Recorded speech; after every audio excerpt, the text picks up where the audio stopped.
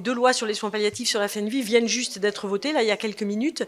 La loi sur les soins palliatifs vient d'être votée à l'unanimité. Pour la loi sur l'aide à mourir, 300 députés ont voté pour, 200 députés ont voté contre et 55 députés se sont abstenus. Donc ça veut dire que 54% des députés qui ont voté en faveur de cette loi, donc une très courte majorité qui s'est exprimée et donc qui est le début d'un long processus après de navette parlementaire.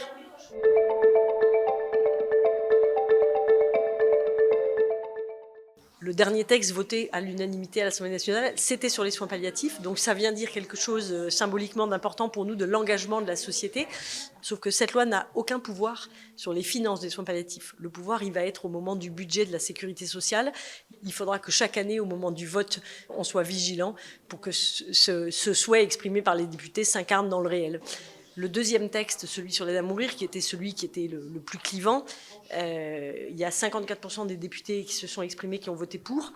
Donc on voit que c'est une courte majorité. Donc ça veut dire que ce texte a posé des questions aux députés. Ça veut dire que les députés ont compris d'abord la gravité des enjeux et puis la difficulté de ce texte et puis les difficultés d'application.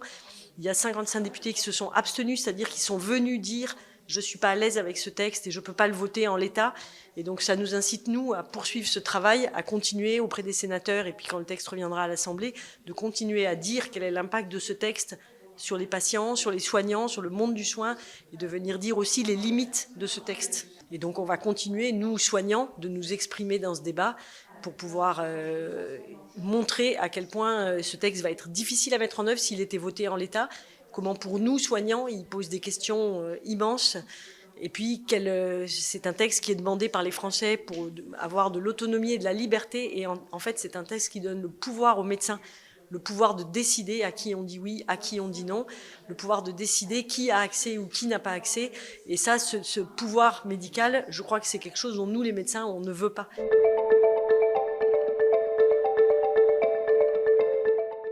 Le risque, c'est un texte qui vient déséquilibrer de façon importante la relation de soins avec les patients. En venant redonner ce pouvoir aux médecins, cette relation que depuis 20 ans, on essaye d'équilibrer, de redonner la parole au patient, de lui redonner de la place.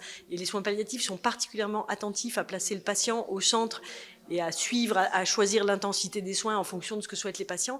Avec ce texte-là qui revient donner le pouvoir aux médecins, c'est un recul pour nous, on retourne 20 ans en arrière du côté du pouvoir médical et ça c'est vraiment quelque chose qui ne nous paraît pas ni aller vers ce que demandent les patients, ni souhaitable.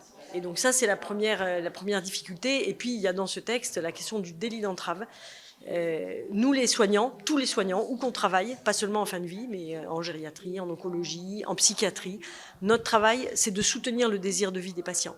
Et parfois ce désir est là, et puis parfois ce désir est fragile, parfois la maladie fait que ce désir s'amenuise ou parfois même disparaît. Et notre travail de soignant, c'est de soutenir ce désir de vie, de venir rassurer, de venir soulager, de venir dire, voilà, dans ce temps qui est difficile, il y a encore de la vie possible. Et là, cette parole-là, qui est le moteur de tous les soignants, on vient nous dire que ça pourrait devenir un délit. Ça pourrait être un délit de vouloir soutenir le désir de vie des patients.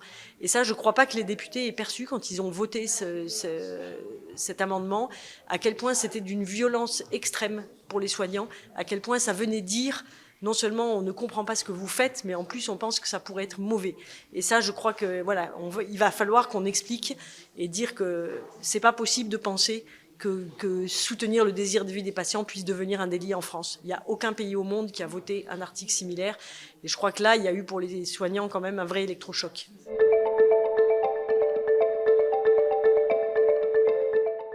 Alors, on a accumulé des critères et ce qui a permis de dire au gouvernement et à beaucoup de gens, vous voyez, il y a beaucoup de critères, donc c'est très sûr.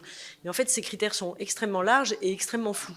Et donc, pour nous, médecins, c'est très compliqué. Par exemple, un patient qui est atteint d'un cancer avec des métastases a une maladie en phase avancée qui, au jour d'aujourd'hui, est incurable, qui engage son pronostic vital, qui altère sa qualité de vie et qui peut entraîner des souffrances. Donc, cette personne, elle peut être éligible à ce nouveau droit. C'est 450 000 personnes en France qui ont un cancer avec des métastases et qui peuvent vivre des années avec en plus des traitements qui évoluent. Et donc, voilà, comment on va décider ? C'est la même chose, un très grand nombre de patients atteints d'insuffisance rénale sévère, d'insuffisance cardiaque sévère. Donc, c'est plus d'1 million de patients qui sont potentiellement éligibles à ce nouveau droit. Donc c'est extrêmement large, ces critères sont absolument pas stricts ni restrictifs, et en fait on ne vient pas du tout trouver une solution qui soit un ultime recours à des situations très difficiles, on vient ouvrir un nouveau droit qui est celui de choisir le moment de sa mort, et ça, les députés, s'ils veulent voter ça, doivent en mesurer toutes les conséquences. Et je crois que ce vote à 54%, c'est ça qu'il vient dire. Je pense que beaucoup de députés ont pris conscience que peut-être ce texte-là, ce n'était pas la solution qu'ils cherchaient.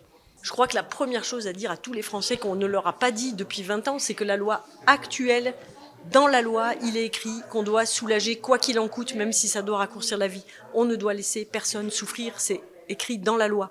Simplement, la moitié des patients qui auraient besoin de soins palliatifs n'y ont pas accès. Et donc la première chose, c'est d'avoir accès aux soins pour être soulagé. Mais la loi nous impose déjà de soulager et de prendre tous les risques pour soulager. Donc on ne laisse pas les gens souffrir. Et parfois, quand il y a besoin, on met en place une anesthésie générale si on n'arrive pas à soulager autrement. Mais la loi nous donne les moyens de soulager. Et ça, je crois que trop de Français l'ignorent parce qu'ils ont vu autour d'eux des gens mourir dans des conditions difficiles. Donc appliquons déjà la loi actuelle pour rassurer les Français et leur dire que c'est possible d'être soulagé.